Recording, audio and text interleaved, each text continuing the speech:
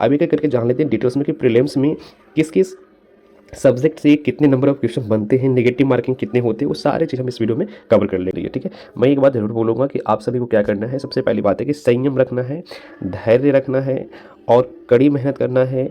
आत्मविश्वास आपको खोना नहीं है और आपको सफलता आपके कदम चूमेगी। ठीक है, बस इतना ही। पढ़ाई करते रहिए, स्वस्थ रहिए और अपना खुद का ध्यान रखिए और मन तन से पढ़ाई करते रहिए, मेहनत करते रहिए। नमस्कार साथियों, आप सब कैसे? आशा करते हैं आप लोग अच्छे होंगे। तो आप सभी का स्वागत है आपके अपने चैनल अमन एग्जाम क्रैक पे ऊपर। तो आज हम इस वीडियो में लेकर आ गए हैं आप सभी के लिए इसमें से बेहतरीन वैकेंसी, जो कि इसमें से दरोगा का वैकेंसी निकल कर आ रहा है। Bihar police sub inspector SI का जो वैकेंसी है वो इसमें से 2025 में निकलने वाला है, जो कि अप्रैल में आपको इसमें से दिख जाएंगे, इसी मंथ में। और ये कब तक इसका लास्ट डेट रहेगा, इसमें एलिजिबिलिटी क्या होगा, योग्यता यानी कि क्या होगा, सिलेक्शन प्रोसेस क्या है, एग्जाम में किस किस टाइप कहाँ कहाँ से क्वेश्चन बनते हैं, ठीक है, उसके लिए मैं इसमें से आपको दूसरे वीडियो में प्रोवाइड करवा दूंगा। लेकिन अभी जो हम इसमें से देखने वाले हैं, कितना टोटल पोस्ट है, एप्लीकेशन शुरू कब से हो रहा है, सिलेक्शन प्रोसेस क्या है, सिलेबस में क्या क्या है, ठीक है, क्या क्या आता है, जैसे मैथ्स, रीजनिंग, ये सारी चीज़ें इसमें से आपको फ्री होगा। मेंस का A to Z इन्फॉर्मेशन आपको हम इस वीडियो में दे देंगे। आप इसमें से पूरे वीडियो को वॉच कर लीजिएगा, आपको इस वीडियो को देखने के बाद किसी दूसरे और वीडियो के देखने की जरूरत नहीं पड़ेगा। तो चलिए इसमें से वीडियो को स्टार्ट करते हैं।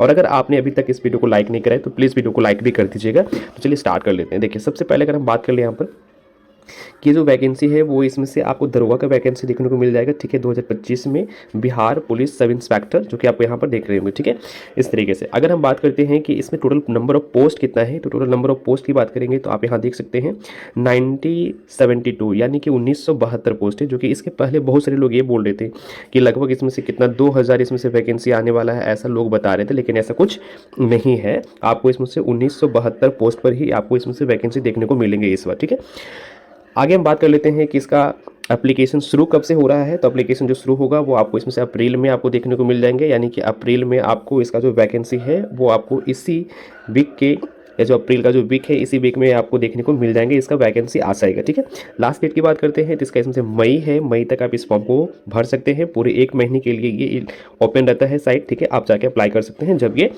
आ जाएगा। ठीक है, आगे हम बात कर लेते हैं कि इसमें एप्लीकेशन फ़ी कितना देना होगा, क्योंकि देखिए जो लोग भी इसमें से इस फॉर्म को भरेंगे तो उनको ये सारी इन्फॉर्मेशन पहले से पता होना चाहिए कि यानी क्या क्या चीज़ इसमें से कितना कितना क्या लगता है, एप्लीकेशन फ़ी क्या लगता है। ठीक है, मिनिमम एज क्या होता है, आप उस फॉर्म के लिए एलिजिबल है भी नहीं भी है ना, तो ये सारी चीज़ें इन्फॉर्मेशन आपको पता होना चाहिए, जैसे कि आपको इसमें से कोई दिक्कत बाद में ना हो, आप इसमें से कन्फर्मेशन रहे कि मुझे इस फॉर्म को भरने में कोई दिक्कत आने वाला नहीं है। ठीक है, देखिए आगे हम बात कर लेते हैं इसमें कि जो एप्लीकेशन फ़ी है वो इसमें से कितना लगने वाला है। तो एप्लीकेशन फ़ी जो आपको दिख रहा है वो इसमें से आपको लग जाएगा। एप्लीकेशन फ़ी की मैं बात कर लेता हूँ तो एप्लीकेशन फ़ी जो है वो आपको इसमें से 700 रुपये आपको देने पड़ेंगे। ठीक है, जैसा कि आपको यहाँ पर दिख रहा होगा 700 ये हो गया, देन इसमें से 400 इधर हो गया। ठीक है, मतलब यानी 700 हो गया। जो इसमें से जनरल, OBC, मतलब EWS अदर स्टेट से आते हैं उनको 700 रुपये पे करने पड़ेगा। और SC ST अगर आप फीमेल है, बिहार का डोमिसाइल है तो आप 400 रुपये देंगे। ठीक है, इस बात का आप ध्यान रखेंगे। वही अगर हम बात कर लेते हैं इसमें से कि जो एज है वो इसमें कितना रहने वाला है, तो एज की मैं बात कर लेता हूँ। तो मिनिमम जो एज है ना, मिनिमम एज आपका इसमें से 20 वर्ष होना चाहिए। ये सबके लिए है। ठीक है, चाहे तो आप इसमें मेल हैं या फिर फीमेल हैं या फिर अदर स्टेट के, कहीं के भी हो, आपके लिए मिनिमम एज 20 साल रखा गया है। 20 साल आपका एज है तो आप इस फॉर्म को भर सकते हैं। ठीक है, वही बात कर लेते हैं इसमें से कि मैक्सिमम एज की मैं बात कर लेता हूँ कि मैक्सिमम एज कितना होने वाला है। तो मैक्सिमम एज की जब मैं बात करूँगा ना, तो मैक्सिमम एज में आप यहाँ पर देख पाएंगे कि मैक्सिमम एज की जब बात कर लेते हैं तो मेल के लिए अलग है। मेल के लिए आप यहाँ देख सकते हैं, मेल के लिए 37 वर्ष होना चाहिए। ठीक है, अगर आप इसमें से फीमेल है तो फीमेल के लिए 40 ईयर्स होना चाहिए। ठीक है, यानी कि 40 ईयर्स अगर आपका अभी है, 40 ईयर्स तक अगर आप हो गए हैं तो भी आप इस फॉर्म को फिलअप कर सकते हैं।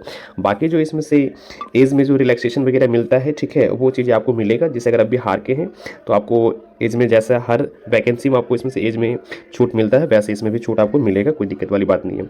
जैसे अगर आप OBC से हैं तो 3 साल का, अगर आप SC ST से हैं तो आपको 5 साल का। ठीक है, तो इस बात का आप ध्यान रखेंगे। आगे हम बात कर लेते हैं कि एलिजिबिलिटी क्या होगा इस फॉर्म को भरने के लिए, यानी कि योग्यता क्या होगा।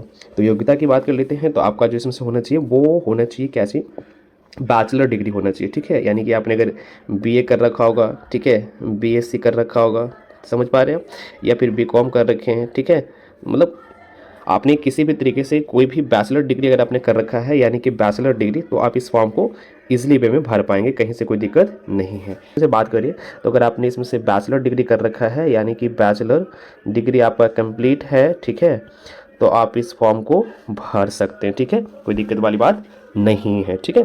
चलिए नेक्स्ट आगे हम बात कर लेते हैं कि फिजिकल एलिजिबिलिटी क्या होगा इसमें, क्योंकि आपको देखिए ये तो रिटन देना ही पड़ेगा, लेकिन रिटन के साथ साथ आपको इसमें से फिजिकली एलिजिबिलिटी टेस्ट को भी पास करना पड़ेगा, ठीक है। तो फिजिकली में हाइट वगैरह क्या मांगा जाता है, रनिंग क्या मांगा जाता है, इसलिए मैं बोल रहा था कि आप वीडियो को जरूर वॉच कर लीजिएगा, क्योंकि देखिए बहुत सारे ऐसे कैंडिडेट होंगे जो कि पढ़ने में बहुत ही ठीक ठाक होंगे, लेकिन वो फिजिकली मतलब वो उस तरीके से फिलहाल अभी वो तैयारी नहीं कर रहे होंगे, तो उनको अगर ये पता चल जाएगा तो देन उसमें से वो इसी तरीके से अपने बॉडी को वो ढाल सकते हैं, जिससे कि थोड़ा थोड़ा भी अगर वो इसमें से रनिंग वगैरह करेंगे तो वो इनका इसमें से जो है वो फिजिकली भी इजीली वे में कंप्लीट हो जाएगा।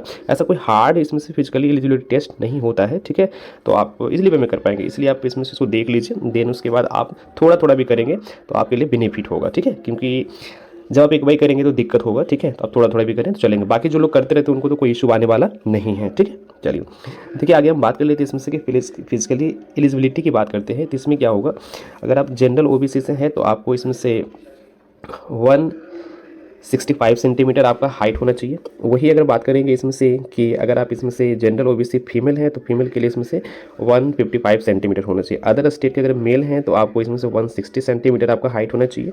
अदर स्टेट के फीमेल हैं तो फिर 155 सेंटीमीटर होना चाहिए। नेक्स्ट बात कर लेते हैं कि रनिंग की बात कर लेते हैं, तो रनिंग में जो है इसमें मेल अगर आप कैंडिडेट हैं तो आपको इसमें से 1.6 किलोमीटर आपको रनिंग करना होगा। कितने मिनट में, तो 6 मिनट में, ठीक है, कितने मिनट में करना होगा, 6 मिनट 30 सेकेंड, यानी कि 6.5 मिनट में आपको 1600 मीटर आपको क्या करना पड़ेगा, रनिंग करना पड़ेगा 1600 मीटर, समझ पा रहे हो, ठीक है, कोई दिक्कत नहीं है, मेल कैंडिडेट है तो, ठीक।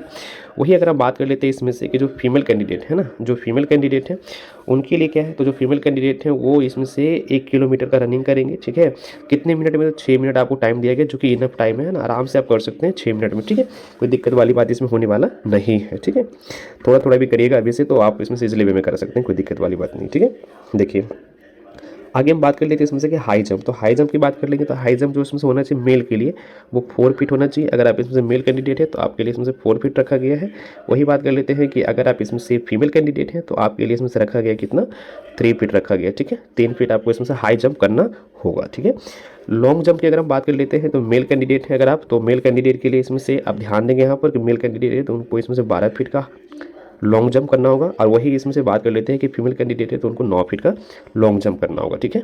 देन उसके बाद हम इसमें से गोला फेंक की बात कर लेते हैं, तो अगर आप गोला फेंकने, यानी जो गोला वगैरह रहता है ना, जो 16 पाउंड वगैरह का रहता है, यानी 16 पाउंड का गोला रहेगा जो कि आपको फेंकना पड़ेगा कितना फीट, तो 16 फीट आपको फेंकना होगा। ये इसमें से मेल कैंडिडेट के लिए, किन के लिए, मेल के लिए, समझ पा रहे हैं कितना, तो 16 पाउंड, ठीक है जी, इतने का होगा, 16 फीट आपको फेंकना है, किन को फेंकना है, मेल कैंडिडेट को।